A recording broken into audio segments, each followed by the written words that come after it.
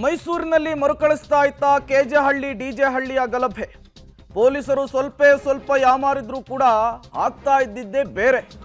ಗಲಾಟೆಯ ದಿನ ಪೊಲೀಸರ ಜೀವ ಉಳಿದಿದ್ದೇ ಪವಾಡುವಂತೆ. ಸಾವಿರಕ್ಕಿಂತ ಹೆಚ್ಚು ಜನ ಠಾಣೆಗೆ ನುಗ್ಗಿ ಠಾಣೆಯನ್ನೇ ಧ್ವಂಸ ಮಾಡಲಿಕ್ಕೆ ಯತ್ನಿಸಿದ್ದಾರೆ. ಗಲಭೆ ನಡೆದ ದಿನದ ಒಂದೊಂದು ದೃಶ್ಯಗಳು ಕೂಡ ಅತ್ಯಂತ ಭಯಾನಕವಾಗಿದೆ. ಡಿಜೆ ಹಳ್ಳಿ ಕೆಜೆ ಹಳ್ಳಿಯಲ್ಲಿ ಏನಾಗಿತ್ತು ಅನ್ನೋದನ್ನು ನಾವು ಗಮನಿಸಿದ್ದೀವಿ. ಹಳೆ ಹುಬ್ಬಳ್ಳಿಯಲ್ಲಿ ಏನಾಗಿತ್ತು ಅನ್ನೋದನ್ನು ಗಮನಿಸಿದ್ವಿ.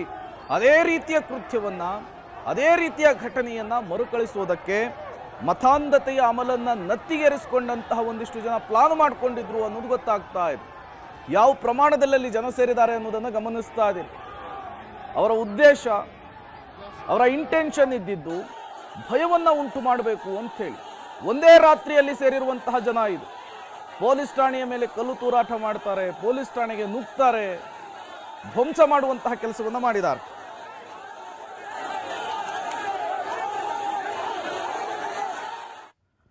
ಮತ್ತಷ್ಟು ಡೀಟೇಲ್ಸ್ ಅನ್ನು ಕೊಡ್ತಾರೆ ಕೆಪಿ ನಾಗರಾಜ್, ನೇರ ಸಂಪರ್ಕದಲ್ಲಿ ಜಾಯಿನ್ ಆಗಿದ್ದಾರೆ. ಕೆಪಿ ನಾಗರಾಜ್, ಪಬ್ಲಿಕ್ ಟಿವಿಗೆ ಸಿಗ್ತಾ ಇರುವಂತಹ ದೃಶ್ಯಗಳನ್ನ ನೋಡ್ತಾ ಇದ್ರೆ ಇವರು ದಾಂಧಲೆಯನ್ನ ಮಾಡಲೇಬೇಕು ಅಂಥೇಳಿ ಮೊದಲೇ ನಿರ್ಧರಿಸಿದಂತೆ ಕಾಣಿಸ್ತಾ ಇದೆ.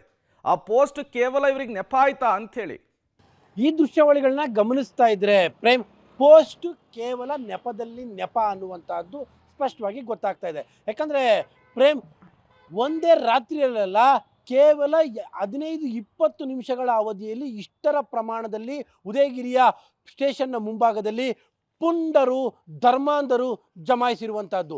DCP ಅವರು ಮನವಿ ಮೇಲೆ ಮನವಿಯನ್ನು ಮಾಡ್ತಾ ಇರುವಂಥ ದೃಶ್ಯಾವಳಿಗಳನ್ನ ತಾವು ಗಮನಿಸ್ತಾ ಇರ್ಬೋದು. ಯಾವ ಮನವಿಯೂ ಕೂಡ ಡೋಂಟ್ ಕೇರ್ ಅನ್ನುವಂಥ ರೀತಿಯಲ್ಲಿ ಆ ಜನರು ವರ್ತನೆ ಮಾಡ್ತಾ ಇದ್ದಾರೆ. ಒಂದು ವೇಳೆ ಪೊಲೀಸವರು ಸ್ವಲ್ಪ ಯಾಮಾರ್ಬಿಟ್ಟಿದ್ರು ನಿಶ್ಚಿತವಾಗ್ಲೂ ಕೂಡ ಡಿಜೆ ಹಳ್ಳಿ ಕೆಜೆ ಹಳ್ಳಿಯ ಕೇಸ್ ಏನು ಬೆಂಗಳೂರಿನಲ್ಲಿ ನಡೆದಿತ್ತು, ಹುಬ್ಬಳ್ಳಿಯಲ್ಲಿ ಏನು ಕೇಸ್ ನಡೆದಿತ್ತು ಅದನ್ನು ಮೀರಿಸುವಂತಹ ದಾಂಧಲೆ ಮೈಸೂರಿನ ಉದಯಗಿರಿ ಪೊಲೀಸ್ ಠಾಣೆಯಲ್ಲಿ ನಡೆದೇ ಹೋಗ್ಬಿಡ್ತಾ ಇತ್ತು. ಸಾಮಾನ್ಯವಾಗಿ ಪೊಲೀಸ್ ಠಾಣೆಗಳಲ್ಲಿ ಮೆನ್ಸ್ ಅನ್ನುವಂತಹ ಒಂದು ರೀತಿಯಾಗಿ ಮೆನ್ಸ್ ಇರುವಂತಹದ್ದು 8-10 ಜನ ಇರ್ತಾರೆ ಆರಂಭದಲ್ಲಿ.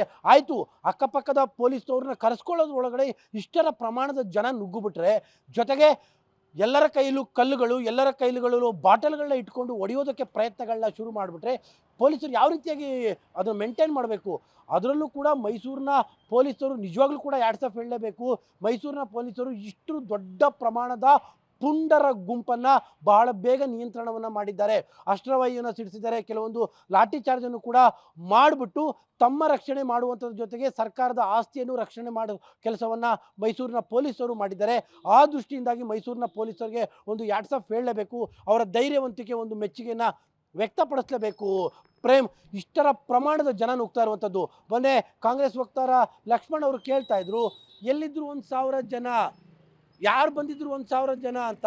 ಜೊತೆಗೆ ಭಾಳಷ್ಟು ಜನ ಮಾತಾಡ್ತಾ ಇದ್ರು, ಅಮಾಯಕರ ಬಂಧನ ಆಗ್ತಾ ಇದೆ, ಎಲ್ಲಿದ್ದವರು ಭಾಳಷ್ಟು ಜನ ಅಮಾಯಕರು ಅಂತ.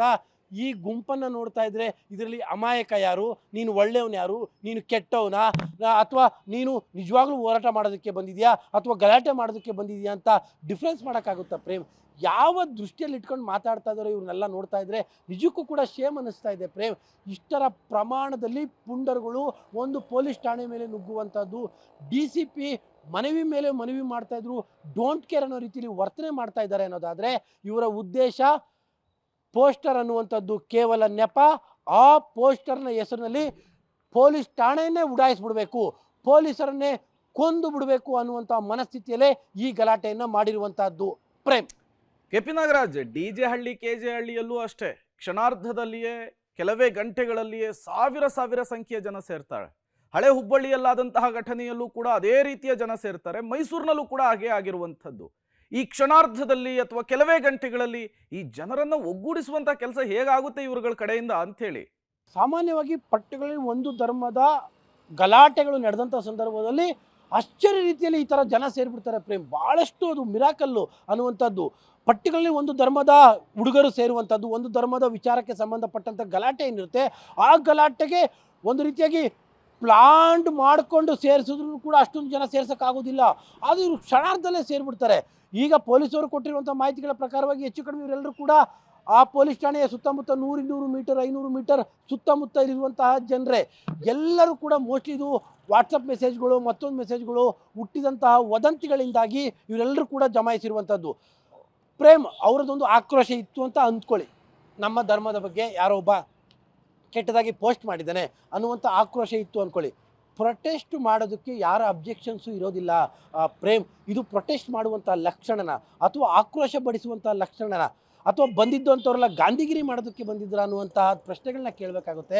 ಬಂದಿರುವಂಥವ್ರೆಲ್ಲರೂ ಕೂಡ ದಾಂಧಲೆ ಮಾಡಬೇಕು ಅಂತಲೇ ಬಂದಿದ್ದಂಥವ್ರೆಲ್ಲರೂ ಕೂಡ ಧರ್ಮಾಂಧತೆಯ ಅಮಲನ್ನು ನೆತ್ತಿಗೆ ಏರಿಸ್ಕೊಂಡಿಂಥವ್ರೇ ಇರುವಂಥದ್ದು ಅನ್ನುವಂಥದ್ದು ನಿಮಗೆ ಸ್ಪಷ್ಟವಾಗಿ ದೃಶ್ಯಾವಳಿಗಳಲ್ಲಿ ಕಾಣ್ತಾ ಇದೆ. ಯಾರು ಕಳೆದ 4 ದಿನಗಳಿಂದ ಮೈಸೂರಿನ ಪೊಲೀಸರ ಮನಸ್ಥೈರ್ಯವನ್ನು ಕುಗ್ಗಿಸುವ ಕೆಲಸವನ್ನು ಮಾಡ್ತಾ ಇದ್ದಾರೋ, ಯಾರು ಮೈಸೂರಿನ ಪೊಲೀಸರೇ ಸುಳ್ಳು ಹೇಳ್ತಾ ಇದ್ದಾರೆ ಅನ್ನುವಂಥ ರೀತಿಯಲ್ಲಿ ವರ್ತನೆಯನ್ನು ಮಾಡ್ತಾ ಇದ್ದಾರೋ ಅವರು ಈ ದೃಶ್ಯಾವಳಿಗಳನ್ನ ನೋಡಬೇಕು ಪ್ರೇಮ್. ಯಾಕೆಂದರೆ ಇಷ್ಟರ ಮಟ್ಟಿಗೆ ಧರ್ಮಾಂಧರು ಒಂದು ಠಾಣೆಯ ಮುತ್ತಿಗೆ ಹಾಕ್ತಾರೆ, ಠಾಣೆಯನ್ನು ಉಡಾಯಿಸೋಕ್ಕೆ ಮುಂದಾಗಿದ್ದಾರೆ ಅನ್ನುವಂಥದ್ದನ್ನು ನೋಡಾದ್ರೂ ಮೈಸೂರು ಪೊಲೀಸರ ವಿಚಾರದಲ್ಲಿ ಒಂದು ಒಳ್ಳೆ ಮಾತನ್ನು ಹೇಳಬೇಕಾಗಿದೆ.